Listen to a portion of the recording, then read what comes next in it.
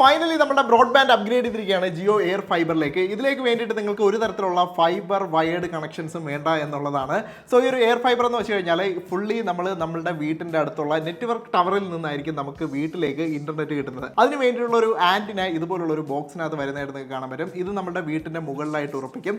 അതിനുശേഷം അതിൽ നിന്ന് കണക്ഷൻ എടുത്ത് നമ്മുടെ റൗട്ടറിലേക്കും അതുപോലെ തന്നെ ടി വിക്ക് വേണ്ടിയിട്ടുള്ള സെറ്റ് ഓഫ് ബോക്സിലേക്കുമാണ് കണക്ട് ചെയ്യുന്നത്. സെറ്റ് ഓഫ് ബോക്സിൽ കണക്ട് ചെയ്ത് കഴിഞ്ഞാൽ നിങ്ങൾക്ക് ഏകദേശം 550ഓളം ചാനലുകൾ ഇതിനകത്ത് നിങ്ങൾക്ക് ആക്സസ് ചെയ്യാൻ പറ്റും. അതുപോലെ തന്നെ 4K ആക്സസും OTT സബ്സ്ക്രിപ്ഷനുള്ള കുറേയധികം ആപ്സുകളും ഇതിനകത്ത് വരുന്നുണ്ട്. പ്രധാനപ്പെട്ട ബെനിഫിറ്റ് എന്ന് വെച്ച് കഴിഞ്ഞാൽ നമുക്ക് അപ്ലോഡ് സ്പീഡും ഡൗൺലോഡ് സ്പീഡും ഒരുപോലെ തന്നെ കിട്ടും എന്നുള്ളതാണ്. അതുകൊണ്ട് തന്നെ നിങ്ങളുടെ ഗെയിമിംഗ് സെഷൻസ് എന്ന് പറയുന്നത് പിങ് ലെസ് ആയിരിക്കും. വളരെ ലോ ലാറ്റൻസിയിൽ നിങ്ങൾക്ക് ഗെയിം കളിക്കാൻ സാധിക്കും എന്നുള്ളതാണ് ഏറ്റവും വലിയ പ്രത്യേകത.